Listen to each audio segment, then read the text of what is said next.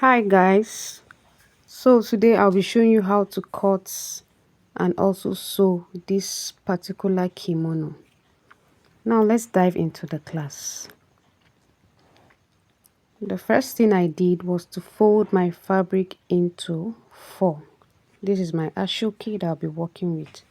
Okay, you can see my fabric folded into four. I actually have 2 yards to work with, okay, but I'm not going to consume all of it because her body size is not big. Now, to take your measurement, you need to place your tape at the middle of your neck to where you want. My ashoke is 7 inches wide, okay? Now, the first thing I did was to take my measurement from her shoulder and back neck to the preferred length, which is 22. Don't forget you're adding your ashoke. And then this is her hip. The widest part of her body is her hip, making 44 plus 1.5 inch sewing allowance. Okay, I now take all of that, making 11 plus 1.5, 12.5, and I ruled a straight line. Now that straight line I'm ruling, I'll be cutting it out both for the front and the back. Please don't get confused, okay? Now, the next thing I'll do is to come down by 1.5 inches so that my shoulder will be slanty. All right, and then for the neck I'm taking 2.5 inches. For the back neck I'm coming down by 1.5, and for the front I'm coming down by 9.5 inches. There's a way I want it to sit so that it can come out well. I don't want the shoulders to be falling off. And then I went down by 1.5 to the end of my kimono. All right, now watch how I'm going to create that curve. All right, yeah, so I'll connect it. There's a way it's going to look when we are done making this particular outfit. Now you can see that I connected the 2.5 to where my 9 inches was pointed. Now I came down by 1.5 inches and I slanted with my ruler. You can see how it's looking. By the time I'm done making this, the kimono will sit perfectly. Beautiful. And then I cut my back neck, nice, and then I'm picking just the front, please, to cut what you're seeing in front there. I hope it's clear. Okay, now I'm cutting out my excesses, sorry. Yeah, so the next thing I will do is to cut out my drafted line. Okay, you can see how the front is looking like. That's where I'll be attaching my ashoke. It's already looking beautiful and I'm loving it, loving the outcome. Just join me and then see how I'm going to run this from the beginning to the very end. Her full length is 44. I measured it and I minus 7 inches. Don't forget there will be ashoke down. Okay, that's 44 minus 7, and then I'm taking it out.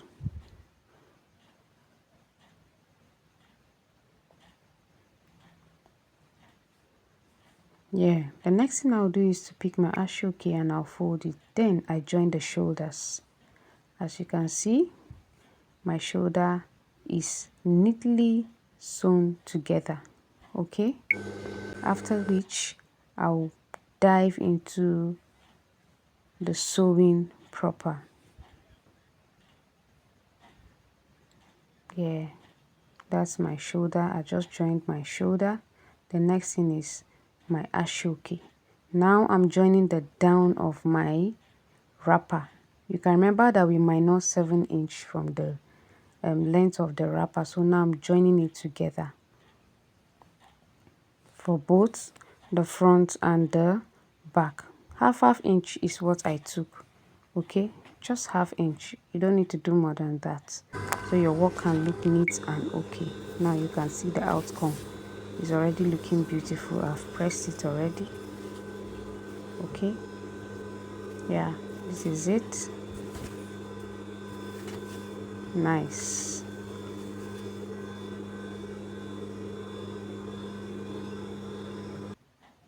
This is my Aso Oke now. For the edge, if you notice, I left a little allowance to cover and make my work very neat.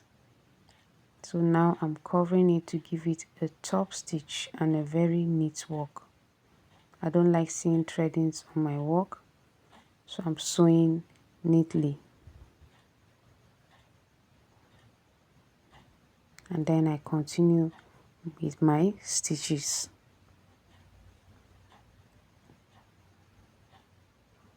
Half inch is all I'm taking. I'm not taking more than that. All right, now you can see how beautiful it's looking. I've given it a good press and it's gorgeous.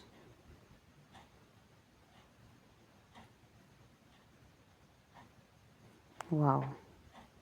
Please do not forget to like, share and subscribe to my channel so you can see subsequent videos. Now I want to fix the front of my Aso Oke. Watch me carefully how I'm going to go about this. I folded my Aso Oke into two. I gave it a very hot press. And then next thing is to attach. Watch what I'm going to do here, alright? How I will close the edge before I stitch. Beautiful.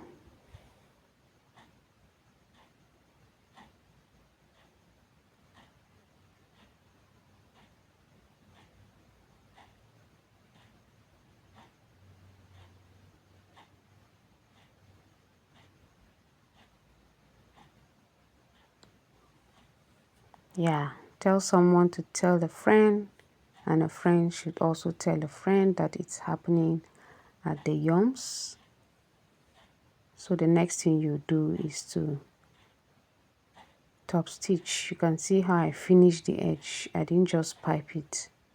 I finished it well. Now the inches I'm leaving from my Aso Oke is just 2 inches. I don't want it to look too big. See how it's looking. This is the end result, okay? And I will not stop there, all right? You can see how that neck is sitting. That cutting we gave like a V. This V kind of neck always have that beautiful sitting. The next thing I'll do is to mark my pockets. I'm attaching my pockets. From my shoulder, I measured 19 inches, okay? Now, I attach 2 Aso Okes together, alright? Because if I use one, it will be too small. And I measured 10 by 10. 10 by 10. I gave it a hot press. I folded it properly. The next thing I'll do is to place it on the chalk line where I marked. Please, if you are not sure of what you're doing, always use pins to hold your fabric together and then you top stitch. You can see how I'm placing it calmly. I'm placing it. I use pins to hold my pockets so that my fabric will not shift. And then I top stitch.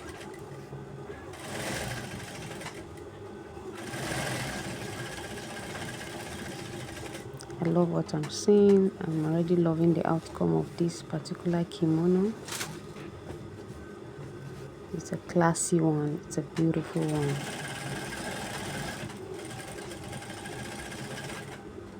You can run this without the use of Aso Oke. If you cannot afford to buy an Aso Oke, you can use a plain material or whichever one you can afford.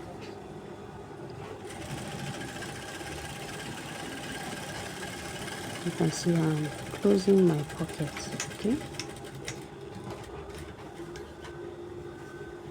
Yeah. That is it. Nice. So I'll go ahead and repeat the same thing on the other side. Okay, now I'm not leaving my ashoke the edge like that. I'll come down from the shoulder by 12 inches, and then I top stitch on the ashoke. I don't want it to be like a butterfly. I want it closed, okay? But I'm not stitching to the end. From that 12 inches, I'll measure 15 inches and then I stitch.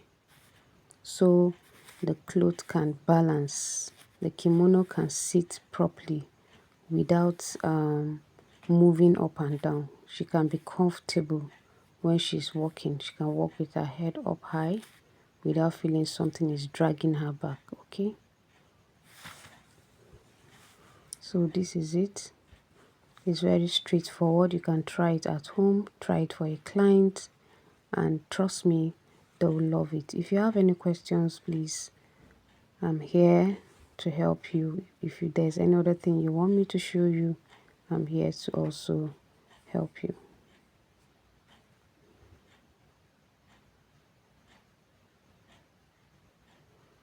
Okay, for this one I decided to close it completely because it's not really a tight cloth. The kimono, the front of the kimono is already open, so it will create that ease for your clients to walk freely. Thank you for watching. I hope to see you in my next class. Bye.